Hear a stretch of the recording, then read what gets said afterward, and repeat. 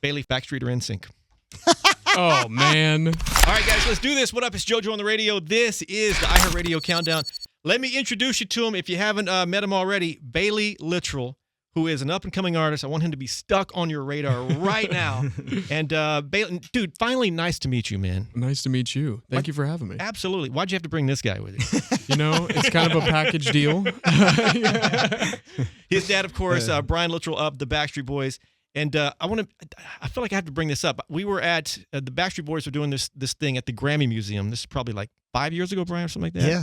And we were just walking around looking at some stuff. And your dad said, "Hey, JoJo, I got to tell you about my son." I'm like, "Okay, what's up?" And he starts like, because one thing to be a proud dad, because we're all proud parents, but I could tell he knew at that moment, like, he's got something. Like, based on, well, do you recall that conversation, Brian? No, I do. What'd you say to me that day?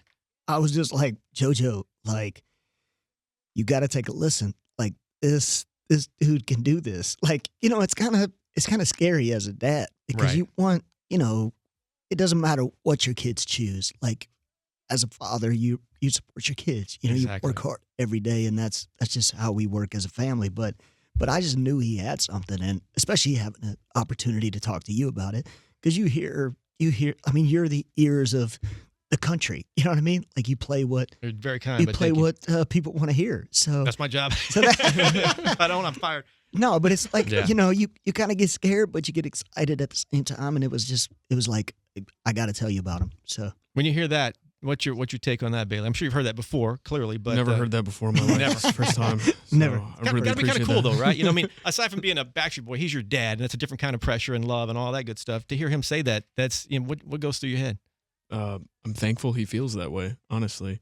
I'm thankful he believes in me, and sometimes he believes in me more than I believe in myself. So that's a very great thing to have. And I feel like I'm lucky. I don't know how many people really get that, I'm very rich in belief because of my parents. I mean, they've always just kind of trusted the process just as much as I have. So I'm very lucky. Growing up as a kid, like you did, was there ever any doubt that you would do this? I think it was pretty much immediate that I knew this was going to be the career path. I'm not sure how I figured it was going to happen per se. I envisioned doing exactly what he did. I think like a lot of kids out there, like when you want to do what your parents do, that was just the automatic, well, this makes sense. And I was like, wait, this doesn't make much sense at all. don't do it. Don't do it. Don't do it. Was that your first reaction? Don't do this job. Well, my first reaction was, if you want to do this, like, be a solo artist. That was my first. Right. So it doesn't initial. look like you're trying to do the same exact thing, I Well- guess, or just do Well, you just don't have to deal with the other, all those other idiots. I won't say that. It's Damn you, it's a AJ. little difficult, and damn you, AJ. And Nick's like, So I mean, we were all kids, and it worked out. It's still working out, which is great. But yeah, my focus was like, be your own man, do your own thing, and kind of stay in your own lane, whatever that lane is. And if he could do that more easily as an individual than he could in a group. Dude, you debuted, speaking of Baylee, of course, you debuted with a country music vibe, and now So Be It, which we're going to play later in the countdown, moves you more into this like pop music kind of world, kind of vibe. Describe this new chapter, this new era. This is purely 100% authentic me for the first time. I feel like I'm getting personable with people. I'm vulnerable. I'm actually putting things out that I want to write, not what I think would make my genre or industry happy. It's just more or less like I'm doing this now. That's the luxury I did not have. So initially they said, hey, we think you should go into the country world. That's kind of, not that you don't like country, I'm sure, Right. but you were kind of urged to go that direction for a minute? I urged myself in that really? direction. Yeah, I urged myself because I was trying to run away from the Backstreet Boy shadow. Turns out I found more of it in country. Any meeting I would get in, I was like, all right, well, this guy's from, Georgia too. He'll understand me. And they're like, your dad's in the Backstreet Boys? Oh my God, we need a picture. Oh my God. So that was the usual. And so then when I kind of figured out, I was like, man, you pride yourself on saying that you're going to be who you are and you're going to be real Right. with people. And I was like, this is the farthest thing from being real with people. So I finally just kind of realized, I was like, yeah, country music was a part of my life, but it's not what I write naturally. It's not who I am naturally. So I finally just kind of had the guts to start producing and, let myself free in the studio. And then So Be It kind of came along. And then I was like, okay, well, I guess this is the new chapter. And so it's been a pretty big starting point. Starting point for the new record. And It was also American Idol too, because Yeah. he was on season 23 of American Idol. So. Yeah, and the judges, the vocal coaches, people, they were like, "Hey, why don't you try this?" Because he was doing like individual stuff that he'd written, which they tell you don't do original material. You want to do something that people know. Yeah. And he stepped out there, played his guitar. He did a gospel song called what was it called? What, my Hey, gospel song? hey Jesus, Yeah. Hey Jesus, an original stuff. But they were kind of pushing him in that pop type genre, and he was like, well, okay, but everything that you sang on that show was very, very pop oriented. So I think that was kind of a click in his brain to be like, hey, I shouldn't run from this, I should run to this. So That's if part that of makes, that's if part that of makes being any sense. Yeah, it's part of being an artist and kind of discovering who you are as a person and an artist. And it's ongoing. You'll be doing that. At least I've been kind of discovering who you are every day, because something changes. Are you working on an album EP right now? I've got a full-scale record in the works as of right now. Give me details. What can you say? Maybe it's all top secret. We've got about 13 songs. Working on a second single. It's very pretty much everything I was influenced by growing up and what I grew up listening to. So it's very pop R&B driven, and it's gonna be fun. It's gonna be really fun. This is I get to do upbeat, fun music for the first time, and I'm like, oh, this is so different. Like, Can you dance better than your dad? absolutely not. He said, absolutely not. I think, you know what, I could make like the bold claim, be like, oh, it's in there somewhere, right? Somewhere, my right. mother was a gymnast. My father danced before this. No, we're not going to try that. Oh, But man. you're We're going to have to athletic. leave it to the unknown. Listen, I hate to dance. You're very athletic, so you can pick it up. You know I can't even watch highlights of us playing any sport. Like I have to. It's so funny. Brian, you get stopped for picks constantly. Has it happened yet where you got stopped for a pick, but they want to take a pick with him and not you? Has that happened yet? Yes, it's happened. We were just a couple of weeks ago. We were at dinner somewhere. I can't remember where we were, what the setting was, and this server comes over and says, "Hey, I know you," and I was like, "Oh, that's cool." And I could have swore they were going to be the next statement was, "Can we have a picture?" Because that's normally the next statement. And they go, "I know you." And they go, I was like, "Oh yeah, cool, thank you very much." And then they go, "You're Bailey's dad."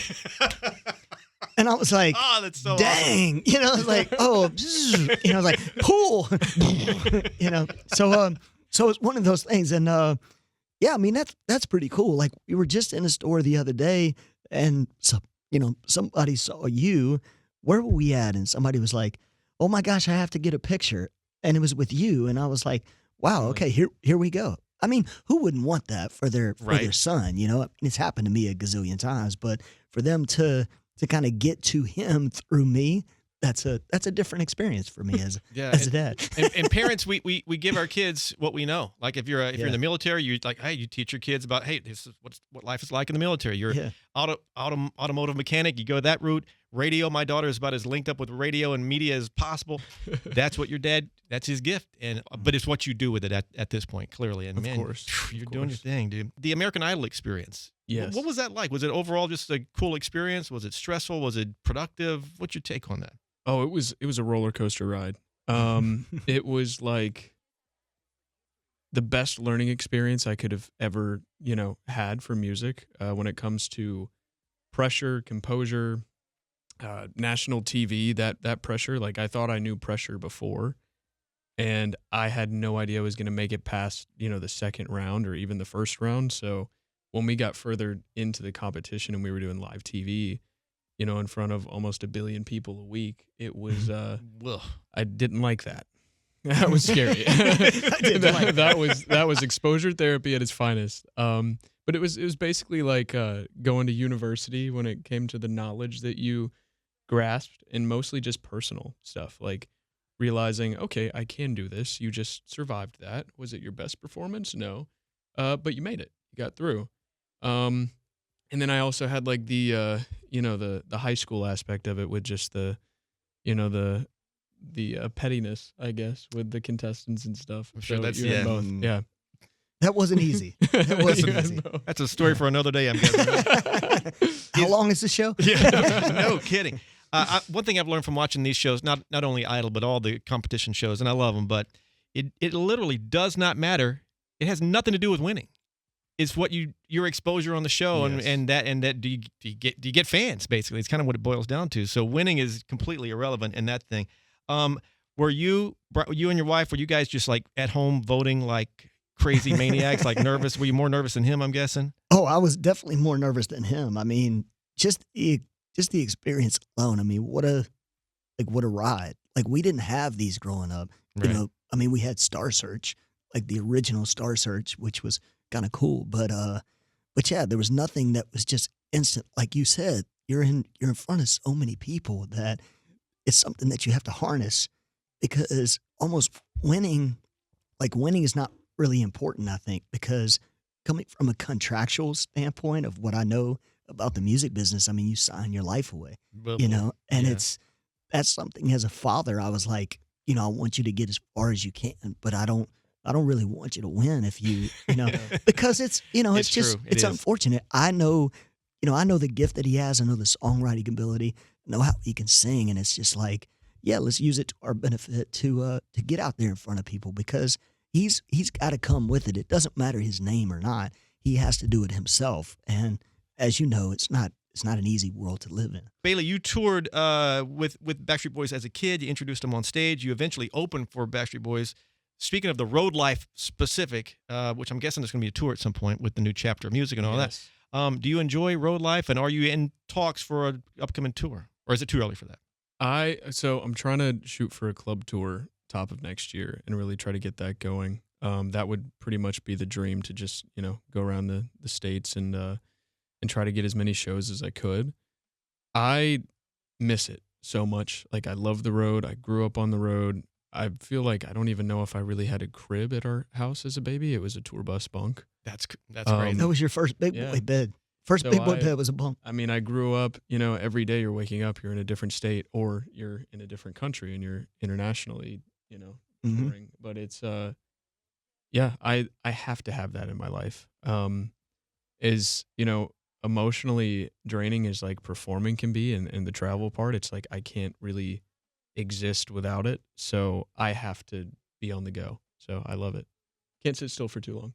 I guess that's a rush. It's hard to replicate anywhere else. Is that stage feeling, the travel, and the question for both you guys: describe that moment from the butterflies backstage to where you step on stage and hear the roar of the crowd. That 5 minutes, whatever that span is. What is that moment like from back to on stage? It's exhilarating. Yeah. It's like Yeah. the opening of the Daytona 500. I'm just waiting.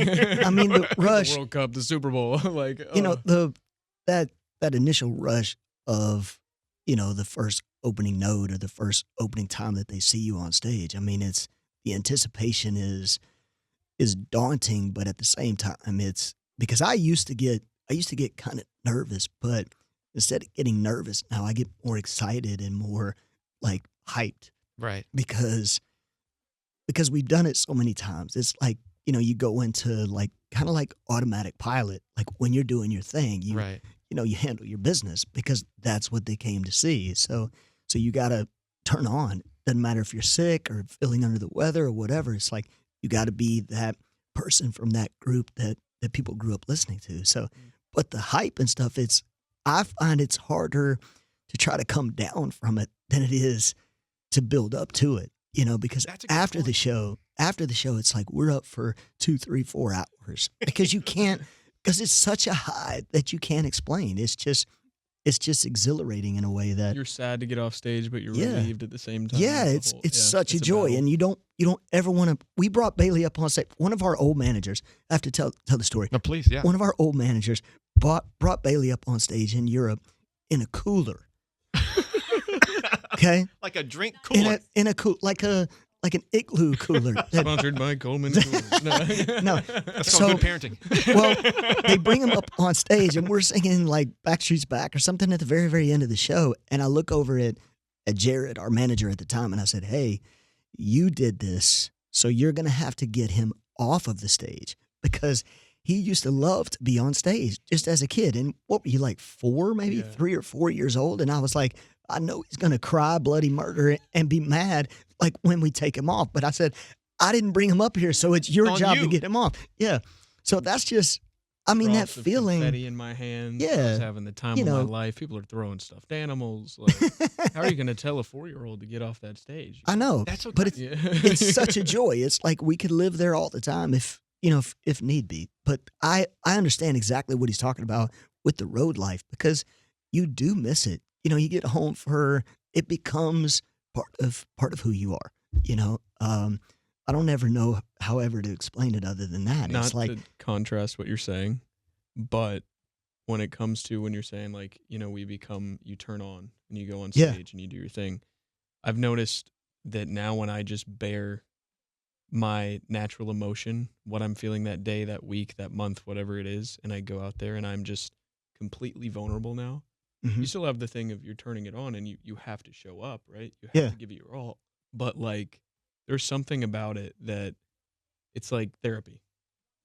When you get out, I used to be so afraid of judgment with performing and be terrified of it. well, today's world is Now I'm it's like, instant. Yeah. okay, let's have a conversation. Like it's the best feeling. I get to like, really get everything out when I'm on stage.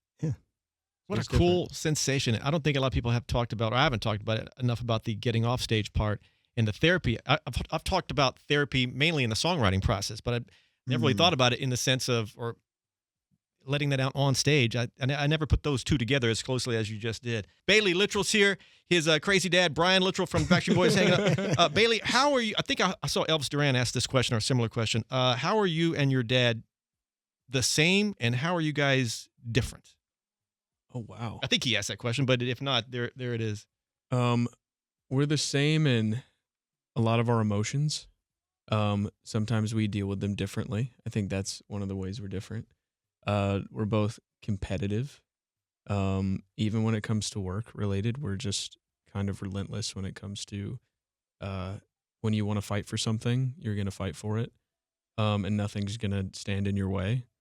So resilient. I think the ways we're different is honestly just sometimes how we like handle certain situations, and that's just the experience aspect of it and the maturity. So, Hopefully, I would have you there. Sometimes, occasionally, sometimes.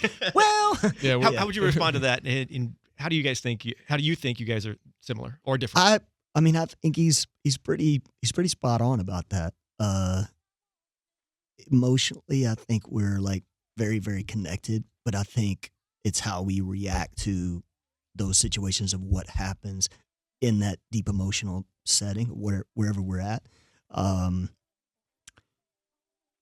I think I'm a little more optimistic. The view of, as a dad, you want to set them up for success. So, Baylee can be a little doom and gloom sometimes about, oh, I didn't sound good on that song. And I'm like, dude, like you sounded great. Like because he can be a little overcritical, but I think I can also be a little overcritical of my own stuff as well. So there's a lot of similarities, but I think it is the difference of that, just that, the composure of being in it and being through it already that Right. gives me that wisdom. Baylee, So- are you an overthinker too? I mean, yes. I've bought books on overthinking, and I listen to them, and I'm like, I overthink the book. I'm like, God, what am I doing? This book must be a lie. Yeah. Freaking out. All right, Baylee, this track, So Be It, the beginning of this new chapter. Give me the backstory. Introduce. What do we need to know about this track? So this track is I would say the rebirth of my career. I've been in this for 8 years, and I feel like this is now year 1 because we're starting a whole new chapter. This is my co-production debut on a song. This is not obviously the first song I've written that I've released, but it's definitely a new chapter. It's the new genre. It's tapping into honestly me, who I am. This song is kind of just, I wrote it for everyone. I wanted a summer song. I wanted a song that got people feeling good at a party, but also touches on like the temptations of life.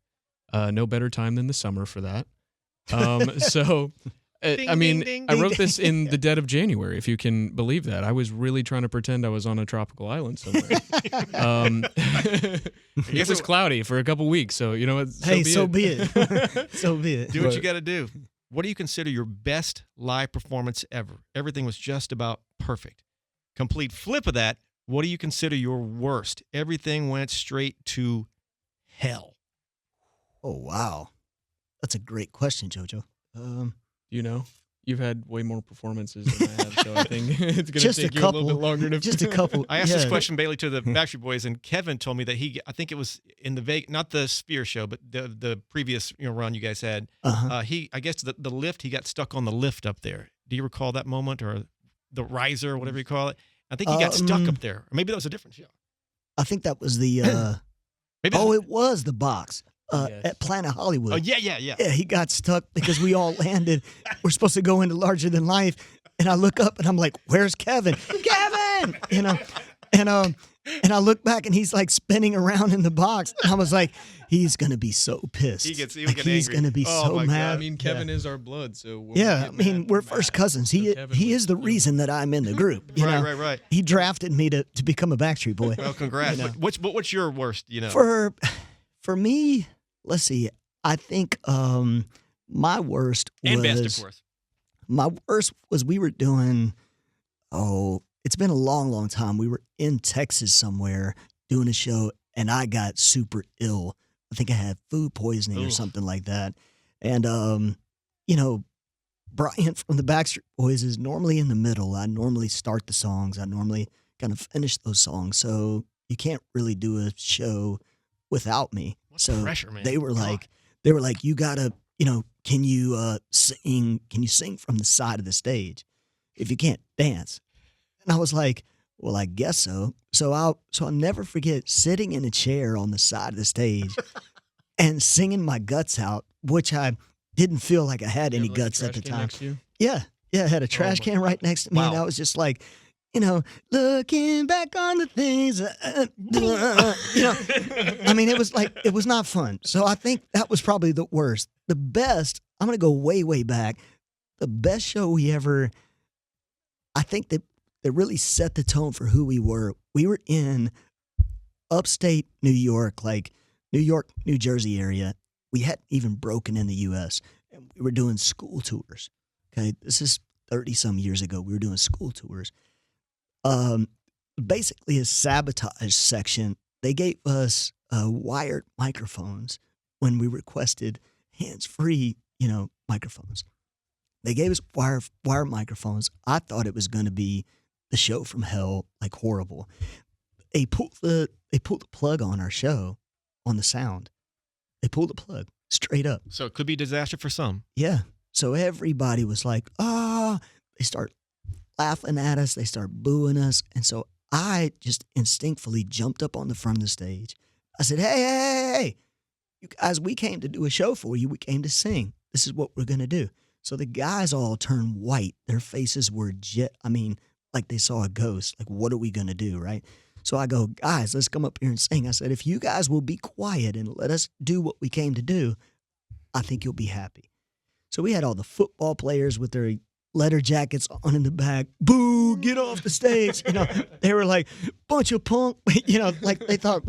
Right. So we step up there. I just commanded them to be quiet. They actually complied.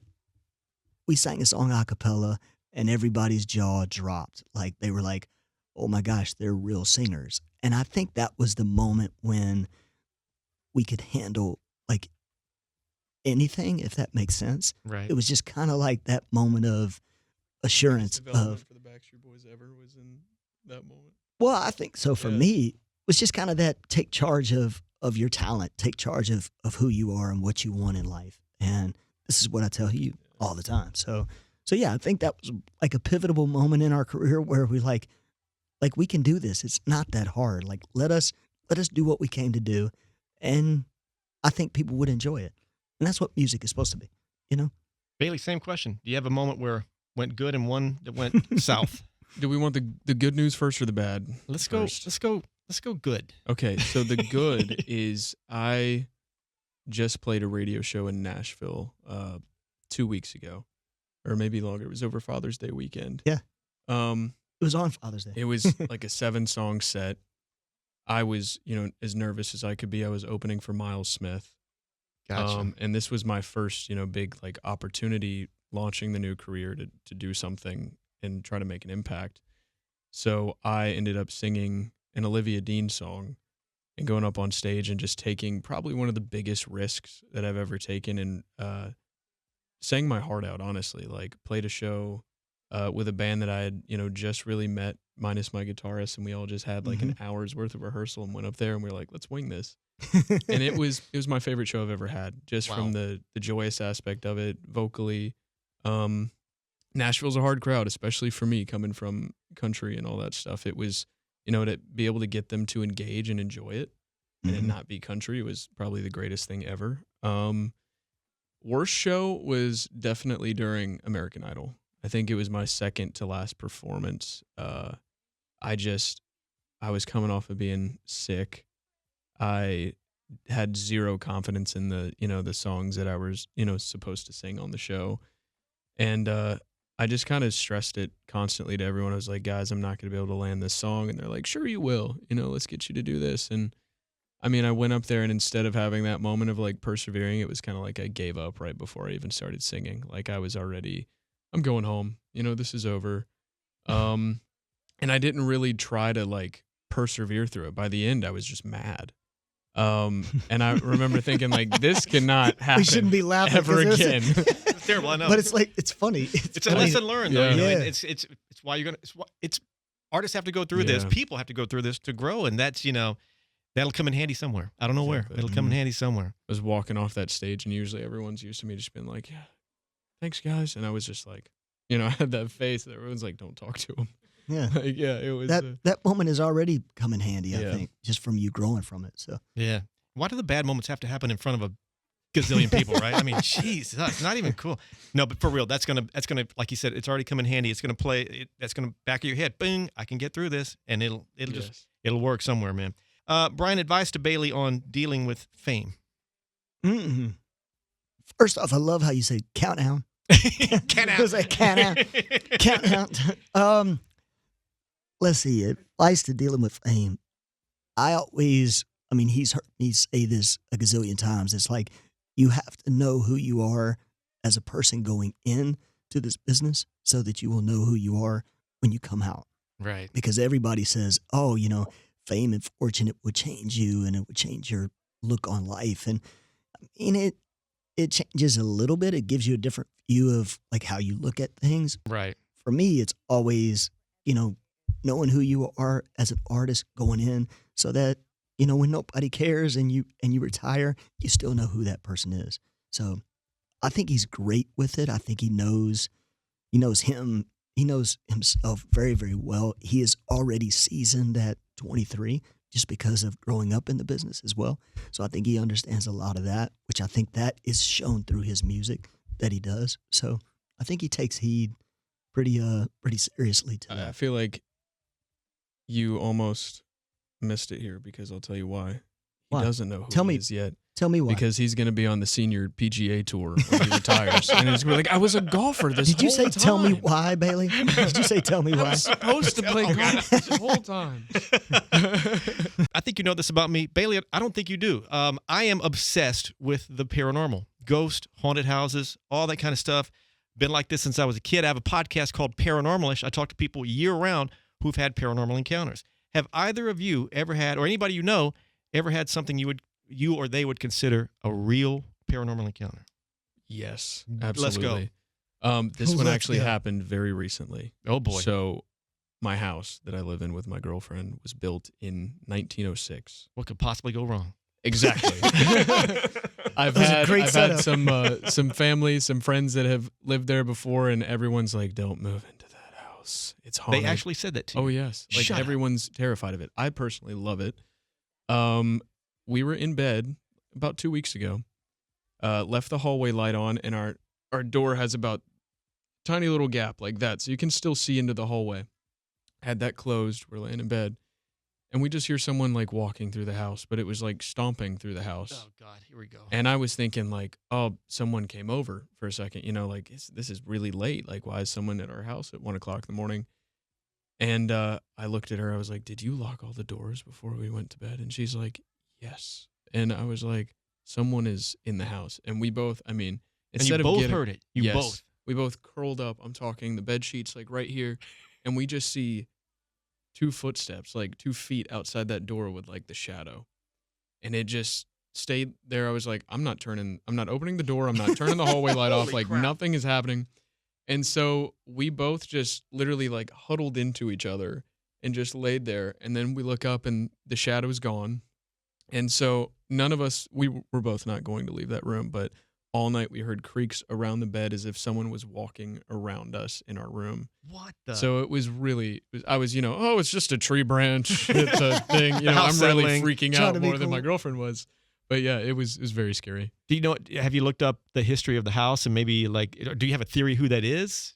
I've tried to do, the best amount of digging I could. And the craziest part is it's really not, there's like nothing to be found. Like we know who built the house. Mhm. We know that history, but for the most part, it was a vacation home back in the day. So it was a No doctor who kidding. lived in Like a Atlanta. lake, like a lake shack. Yeah. Like a So lake it was home. his small like Whoa. lake cabin, and it turned out to. I think some people have probably lived and not made it out of that house over the years. Possibly. It's 120 something. I think they're plus still years walking old. around. That's what's. Yeah. Still walking around. Oh my God! Um, Has it happened since then, or just that one time? We've had a lot of stuff happen, but mostly it's the creeks. My little girlfriend's brother came over and he was, playing on the PlayStation downstairs, and we were out somewhere. We came back and he's like, "Dude," it's like, "I'm never coming back." And I was like, "What happened?" He's like, "Someone's upstairs. Go check." And I went up. I'm like, "There's no one up there, Chris." We always hear footsteps. There's 2 months Well, I out of mean, the year. 1906, like Yeah. the fireplace. So the fireplace of our guest house, because this is our guest house where he lives. They're like the cobblestone streets of downtown Atlanta that they took up in 1904 to go to like asphalt or gravel or concrete or whatever that they did. So it's like you're talking like history, like That's a lot. the cobblestones of, it's a pretty cool place. So One of these days, I want to come visit that house. you should. I would should. love that. Yeah. And just, I might come out crying. Well, we have a house full of antiques too. So like You're asking talking. for trouble in a good way, but Well, Hey, you we know, have a it's piece like where I keep my bed sheets is a 1763. 1763 yeah. carved in this like armoire. what It's the like heck? Yeah. it's kind of like the Lion Witch in the Wardrobe that we read in school. Like it's like you open it up, it's like Narnia's. Oh my God. It's pretty cool. All right. Pretty cool. Yeah, I want to come stay at some Yeah. point. All right. What's your favorite Backstreet song? Larger than life. For sure. What Backstreet song are you just about sick of? None of them. I don't know. I really seriously don't have a single song that I have like overplayed or been tired of, to be honest with you. Well, you're gonna make me cry. Aw. Same question for you. Your fave, and do you have one you're like, oh my God, if I sing this song one more time? I used to hate quit playing games just because it was like, I mean, we spent like 2 hours in the studio and cut it. And then it was just like, it was our first like claim to fame. So it was just everywhere all the time. And it was like, do, do, do. I was like, oh my God, we have to sing this again. But I found a new love for it since the Vegas residency. It's like, you see the smiling faces on these fans, and they're just like, they're catapulted back in time when they were like 10 or 8 or, you're not paying taxes. You lived at home. Right. You didn't have a job, and it was like, let's go to a Backstreet Boys concert. And now they're all tax-paying citizens, and they're using their own money. So quit was like one that I hated forever, but I've grown to love it again. My favorite is probably, I have two. I met my wife in '97 out here in LA on the As Long As You Love Me video shoot. So As Long As You Love Me is a constant like banger for me. I love that. It was kind of the welcome to the rest of my life. The other one was The Perfect Fan. I wrote that and produced it for my mom. So that's like a sentimental, emotional value to me. So those are my favorite. What's your favorite Baylee track? Oh, it's really hard. He's got this song called Web of Lies. Called Web of Lies that I love. It's just one of these like emotional, like how do you say it? It's like an in and out of love relationship, but it's I don't know how to explain it. It's just something that there's a way that he writes like these negative songs in a positive key that make it happy. But what he's saying is something that's very true. Gotcha. So he just has that musicality of songwriting. So Be It is a great record, but it's kind of like middle of the road of where his album, will land. So, So Be It's I think it's a great summer radio record, but I mean, Web of Lies is a jam. Yeah. The other one, I've Had Enough. I mean, he's got a lot of raw emotion in this album. He talks about a lot of deep stuff that he's been through. I'm just excited for them to hear it. He's got 13 strong songs. They were all written in the haunted house. Think about that. That's all I need to know. Ghostly influence. He has a very paranormal album. All I need to know, Bailey. It's a paranormal. Goals for the remainder of 2026 and into 2027. What are you trying to achieve here? I would love to get another single or two out. And I would love to have this record wrapped and ready for top of 2027. Nice. That would be my goal. And then, club tour. Would love that. And what's left to do on the album? Is it all recorded at the moment as we speak, or still have some? I think every song but one. So we have one more song that we have to button up with, and then officially we'll probably be done unless, we go back and do some harmonies and more stuff to add to what we have. Yeah. But otherwise we're right there. So it's so exciting. You record at the studio at the house, or where do you guys record at? A little bit everywhere. So we had Vegas for So Be It and a couple other tracks. And then now, home studio, mom and dad's crib. Mom and dad's crib. I like to camp out a lot there. Did you say Nashville too? Nashville. Yeah. Yeah. He's cut in Vegas, Nashville, and Georgia. Yeah. So top of the year, kind of that's the target, That would be the dream right there. Question for both you guys. I'll start with Baylee, of course. Baylee, message to your fans. I owe you guys everything. I love you all so much, and just thank you for sticking with me. And, through all the ups and downs, and to the new fans, thank you for jumping on this train, because I promise I will not let you down. Toot toot. Love that. Brian, you wanna throw a message to the BSB fandom? Jeez. And to the Bailey's fandom as well, Well, I mean, just thank you for the ride. Thank you for the journey. It's such a blessing to be able to do something that we love and we're passionate about and be supported in that process. It's great. And being a musician, as hard as it is, it's a lot of dang fun to bring all walks of life together and happy times. So yeah, I mean, the fans are who make you who you are, really. And yeah, we always talk about this. It's not a sprint. It's a marathon. Amen. And, seriously, you got to keep pushing, got to keep treading water. I always tell my guys, keep treading water, because things come back around, and the fans make that happen. So we're very gracious of it. What else do people need to know, Baylee Littrell, about Baylee Littrell? I am a young, happy but yet tormented artist trying to make his way in this business. And I'm doing this because I love it, but I'm also doing this because this is the one thing that keeps me going. Right. I feel like I've been Great through answer. a lot of stuff in my life, and not just related to my dad's fame or different things. I've seen a lot, and I want to be a voice and a message for people out there that have seen a lot themselves and been through a lot. So I think my not only purpose is to do this, but it's to let people know who listen to my music going forward that you're enough. No one can tell you what you do and do not deserve. And the sky's the limit. You've got someone here that's going to relay that message. And you got a song for the dark times, you got a song for the happy times, and you got everything in between. So I'll be the soundtrack to anyone's life willingly, and I would love that. That is powerful, man. I mean, seriously. When you hear your son, when you have a kid, I always, like Sophie, she's 18 now. I think of her in some ways always that little baby. Probably do the same thing, Brian. Yeah, to hear this totally. this baby that's now, what, 23, you said? But Yeah. That's just I special. mean, how It's do you? special. Yeah, how do you follow that up? I mean, he's so well diverse. He's very educated.